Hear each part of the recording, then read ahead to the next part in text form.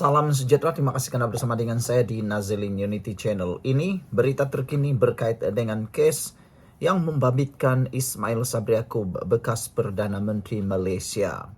Kita dikejutkan dengan terkini SPRM mohon lucut hak wang tunai lebih 169 juta milik Ismail Sabri. Wow. Punyalah banyak duit, 169 juta milik Ismail Sabri. Kalau ini mengikut laporan di Harapan Daily ini, apa yang kita faham? Duit ini milik Ismail Sabri. Kalau yang kita fahamlah. Oke, kita baca dulu. Suruhanjaya Pencegahan Rasuah Malaysia SPRM memfailkan permohonan untuk melucutkan hak wang tunai melebihi 169 juta yang dikaitkan dengan bekas Perdana Menteri Datuk Seri Ismail Sabri Yaakob bagi diserahkan kepada Kerajaan Malaysia. Permohonan itu difailkan di Mahkamah Session hari ini. Menurut laporan media, wang tunai itu melibatkan sejumlah besar mata wang tempatan serta asing yang dipercaya mempunyai kaitan dengan aktiviti yang melanggar undang-undang. Antara wang yang disenaraikan ialah RM14.7 juta dalam ringgit Malaysia, manakala wang asing pula, punya banyak sampai saya pun tak boleh baca. Ini adalah satu perkara yang menarik sebenarnya. Kalau betullah ini berjaya, kita gembira sebab wang ini kalaulah bukan milik Ismail Sabri Yaakob, ini milik kerajaan. Nah, patut diserahkanlah kepada rakyat. 169 juta nih, kalau digunakan untuk pembangunan, sudah berapa sekolah yang boleh siap, atau hospital, atau rakyat. Kalau betul ini milik wang negara, tapi kalau ini milik Ismail Sabri Yaakob, tak apalah. Tapi yang heran, dari mana wang begini banyak kan? Okeylah, sebelum itu, tinggalkan komen Anda, tekan butang subscribe dan tinggalkan komen dengan tanda pagar kami benci sakau duit rakyat. Baiklah, saya perkenalkan kepada Anda semua, ini ialah Transfer Factor for Life. Ini terapi imun yang meningkatkan daya imun badan kita 437%. Dengan peningkatan daya imun badan, imun kita mampu melawan penyakit, menyembuhkan kita daripada penyakit melalui peningkatan daya imun badan. Saudara, secara ringkas dan umumnya, kita kena penyakit kerana imun badan kita yang lemah. Kita tak sembuh-sembuh daripada penyakit kerana imun badan kita yang jadi bodoh. Tapi dengan peningkatan daya imun badan kita, kita dapat melawan penyakit dari dalam dan dari luar. Sehingga apa juga jenis penyakit dapat dilawan oleh imun badan, lalu kita sembuh. Dapatkan terapi imun Transfer Factor for Life ini melalui nombor telefon yang tertera, WhatsApp untuk mendapatkan konsultasi percuma, untuk mendapatkan khidmat nasihat percuma. Bagaimana Transfer Factor for Life, terapi imun ini membantu meningkatkan imun badan Anda, lalu memberikan Anda kesihatan yang paling Anda tunggu-tunggu selama ini. Jadi, produk ini lulus KKM, produk ini halal dan diperakui oleh semua doktor di seluruh dunia dan juga di Malaysia. Halal produk ini. Saudara, apa yang kita terkejut ialah apabila SPRM telah pun memohon melucutkan hak wang tunai lebih 169 juta milik Ismail Sabri. Tak apalah, ada netizen kata kalau itu betul milik Ismail Sabri Yaakob, tak apalah, berilah pada dia. Cuma satu soalan, bagaimana ada duit yang sebanyak itu disimpan pula di Semborono, kata mereka. Berdasarkan notis permohonan yang difailkan, SPRM selaku pemohon menamakan bekas setiausaha politik Ismail Sabri, Datuk Muhammad Anwar Muhammad Yunus, 58 tahun sebagai responden pertama, manakala Ismail Sabri, 65 tahun sebagai responden kedua. Permohonan dibuat mengikut Seksyen 41 dalam kurungan 1 Akta SPRM 2009 selepas berpuas hati bahawa wang-wang yang disimpan oleh Muhammad Anwar adalah milik Ismail Sabri. Wow! Kalau ikut betul lah apa yang dinyatakan oleh laporan di Harapan Daily ini, sudah sah, lagi terang, lagi bersuluh. Menurut permohonan dibuat mengikut Seksyen 41 dalam kurungan 1 Akta SPRM 2009 ini, menyatakan bahwa wang-wang yang disimpan oleh Muhammad Anwar adalah milik Ismail Sabri. Dari mana uang ini? Untuk apa uang ini? Kenapa Muhammad Anwar yang simpan bukan Ismail Sabri? Teluk betul lah kan. Kalau betul lah ini adalah perkara sakau, sudah waktunya. Memang sudah waktunya untuk kita sama-sama hentikan perbuatan ini.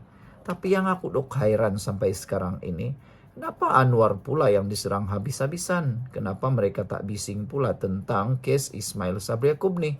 Aku pun jadi hairan lah kan, jadi hairan.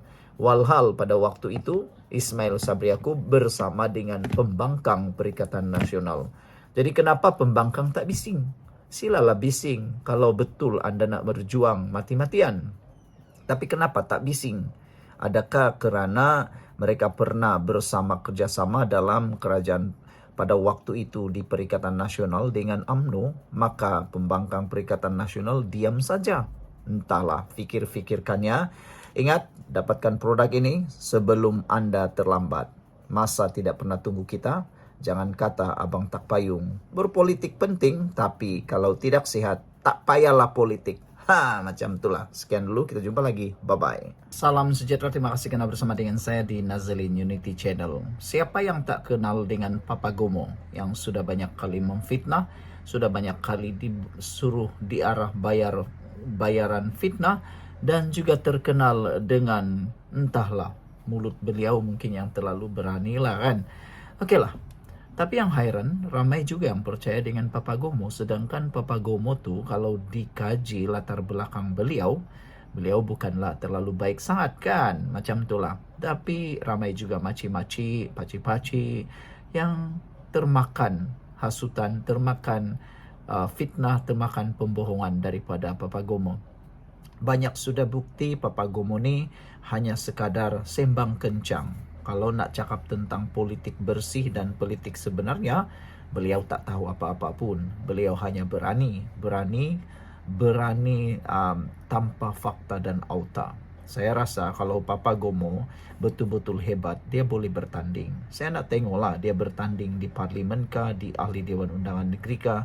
Kalau betul-betul lah dia pintar berpolitik, pergilah bertanding di mana-mana kawasan. Tapi lihatlah, tiada satu partai politik pun dalam pembangkang. PAS-kah, Bersatukah, Gerakankah, apapun parti, tidak ada yang mahu mencalonkan Papa Gomo. Kenapa? Jawapannya mudah. Dia tidak berkualiti langsung. Hari ini, satu lagi berita yang menggembirakan orang semua yang tidak menyukai politik dendam, politik fitnah, politik hasutan, ialah apabila Ashraf Haji Dusuki menyaman Papa Gomo dengan nilai 1 juta ringgit. Ada yang kata padan muka Papa Gomo, ada juga yang kata habislah kau Papa Gomo, ada juga yang kata baru dapat pengajaran. Sebelum itu, sila tinggalkan komen Anda dengan tanda pagar kami benci politik fitnah. Kita nak benci politik fitnah kan. Tapi sebelum itu saya nak perkenalkan kepada Anda semua. Bagi Anda yang mempunyai masalah kesehatan, bagi Anda yang mau sehat, bagi Anda yang tidak mau sakit, ini ialah terapi imun Transfer Factor for Life. Terapi imun Transfer Factor for Life ini meningkatkan daya imun badan kita sehingga 400%. Dengan peningkatan daya imun badan, kita menjadi kuat daripada sebarang jenis penyakit. Secara umumnya, kita tidak sembuh daripada penyakit karena imun badan kita yang lemah. Kita juga kena penyakit karena imun badan kita yang lemah dan bodoh. Dengan imun badan yang lemah dan bodoh, pelbagai jenis penyakit mudah, senang masuk ke dalam tubuh badan kita, lalu bertapak dan menjadi barah, menjadi kanser, menjadi penyakit yang boleh membawa maut kepada kita semua. Tapi dengan peningkatan daya imun tubuh badan kita, ini ialah penemuan paling bersejarah di abad ini dalam bidang perubatan dan kesihatan, diperakui oleh doktor-doktor di seluruh dunia dan di Malaysia, lulus KKM dan juga halal. Produk ini meningkatkan daya imun badan kita sehingga 400% dan memberikan kita kekuatan dari dalam untuk melawan dan menyembuhkan penyakit. Secara umumnya, apabila imun badan kita menjadi kuat dan sehat, kita boleh menjadi sehat dan melawan penyakit daripada dalam. Cepat dapatkan Transfer Factor terapi imun ini dengan segera untuk menjadikan Anda sejahtera.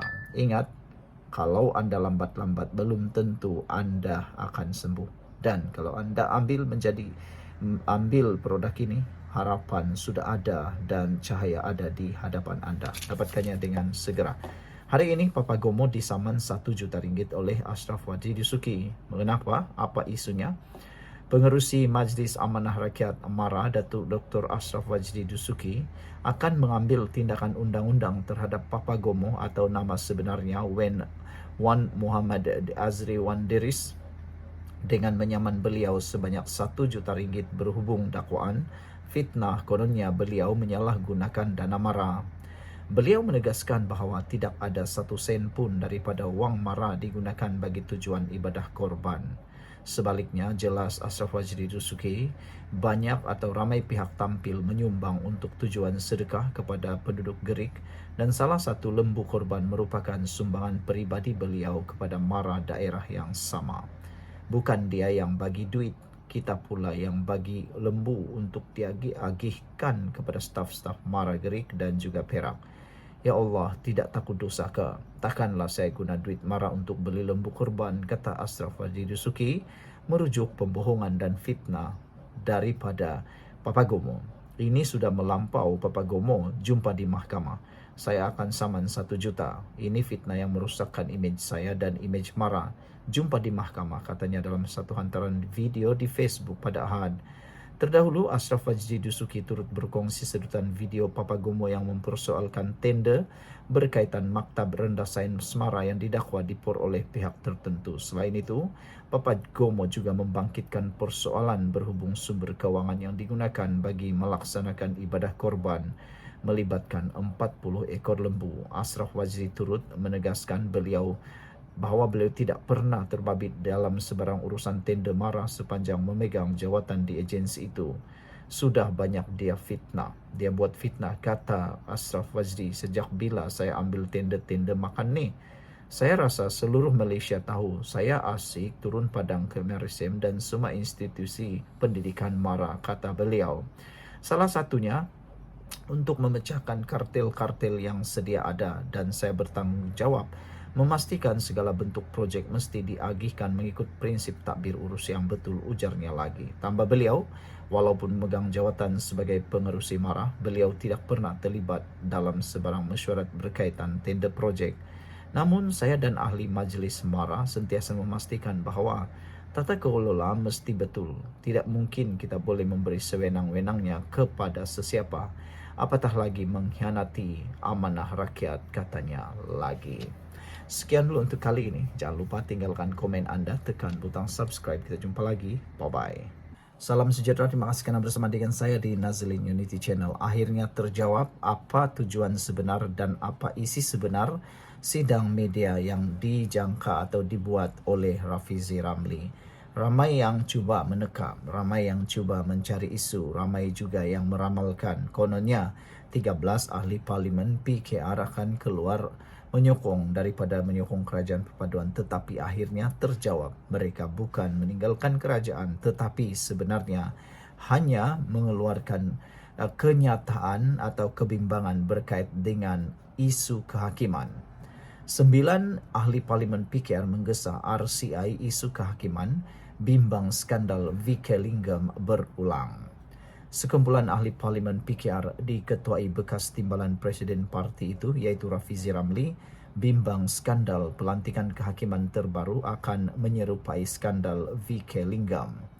Justru mereka menggesa Suruhanjaya Siasatan Diraja RCI dibentuk untuk menyiasat dakwaan berikut. Pertama, bahawa bagi pelantikan hakim-hakim baru sama ada bagi Mahkamah Tinggi, Mahkamah Rayuan dan Mahkamah Persekutuan, pencalonan yang telah dihantar oleh Suruhanjaya Pelantikan Kehakiman kepada kerajaan tidak diambil tindakan pada kadar yang sewajarnya yang menyebabkan kekosongan menjadi terdesak. Bahawa pencalonan bagi kekosongan Ketua Hakim Negara dan Presiden Mahkamah Rayuan telah pun diputuskan oleh GSC sebelum persaraan Tun Tengku Maimun Tuan Mat dan dikemukakan kepada Yang Amat Berhormat Perdana Menteri sebelum ini, tetapi pelantikan tidak dibuat sehinggalah menyebabkan kekosongan yang ada sekarang. Bahawa mesyuarat GAC telah dipanggil pada hari Jumaat lepas tanpa mematuhi keperluan notis 10 hari dengan tujuan untuk membuat pencalonan semula bagi jawatan-jawatan yang kosong. Sebelum kita teruskan, sila tinggalkan komen anda dengan tanda pagar kami sayang Malaysia. Tapi sebelum itu, saya nak perkenalkan kepada anda semua, ini Transofactor for Life. Ini ialah terapi imun yang meningkatkan daya imun badan kita sehingga 400%. Peningkatan daya imun badan kita membuatkan kita sembuh daripada semua jenis penyakit. Secara umum dan ringkasnya, kita kena penyakit kerana imun badan kita yang lemah. Kita tidak sembuh daripada penyakit kerana imun badan kita yang bodoh dan lemah.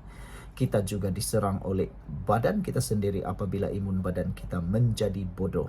Tapi dengan Transofactor for Life terapi imun ini, imun badan kita dididik menjadi bijaksana, menjadi kuat untuk menyerang dan membersihkan semua penyakit, akar-akar penyakit yang ada dalam tubuh badan kita. Produk ini lulus KKM, produk ini diperakui oleh semua doktor di seluruh dunia dan di Malaysia juga lulus KKM dan halal. Dapatkan produk ini secepat mungkin selagi anda punya kesempatan. Ingat, masa tidak pernah menanti anda. Jika anda kata esok, mungkin esok bukan hari anda, tapi ambil tindakan segera. Dapatkan nombor telefon yang tertera dan hubungi untuk konsultasi percuma dan untuk nasihat percuma.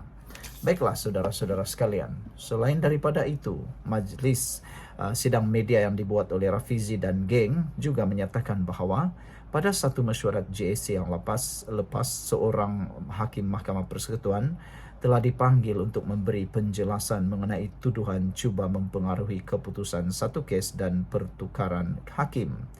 Perkara keempat adalah berdasarkan laporan polis yang difailkan oleh pembantu hakim berhubung pertanyaan Malaysia kini mengenai dakwaan campur tangan kehakiman.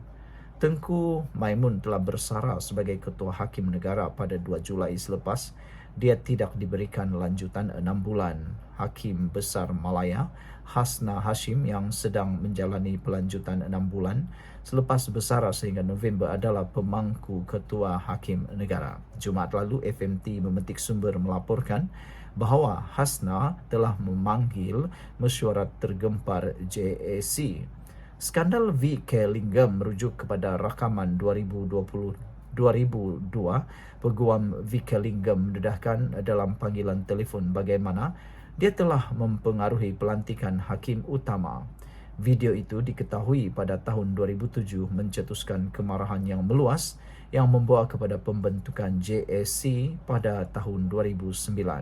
Selain menggesa RCI, ahli Parlimen PKR berkenan juga secara rasmi akan meminta jawatan kuasa pilihan khas reformasi institusi Parlimen menjalankan siasatan terhadap skandal kehakiman semasa.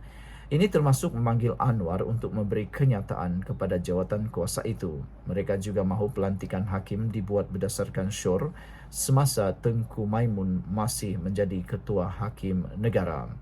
Sebarang syur baru hanya perlu dilakukan selepas siasatan RCI dan jawatan kuasa Parlimen selesai, kata Rafizi. Ahli Parlimen berkenan akan melancarkan petisyen awam dan sirih forum awam untuk mendidik orang ramai tentang tuntutan mereka.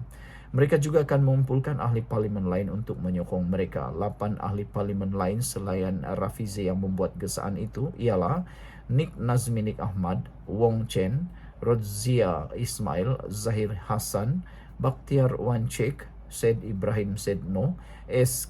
Kesavan dan On Abu Bakar. Sekian untuk kali ini. Jangan lupa tinggalkan komen anda.